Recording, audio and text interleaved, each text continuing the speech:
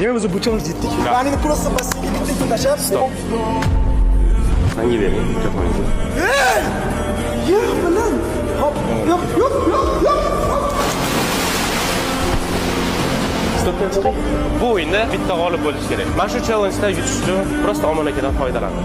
Man to'g'ri ish qildim. Xullas o'rtoqlar, men bu challenge'ga yutish uchun kelgandim, yutdim.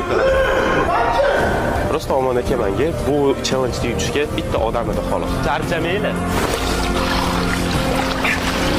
O'rtoqlar, umuman kutilmagan joydan keldi-da.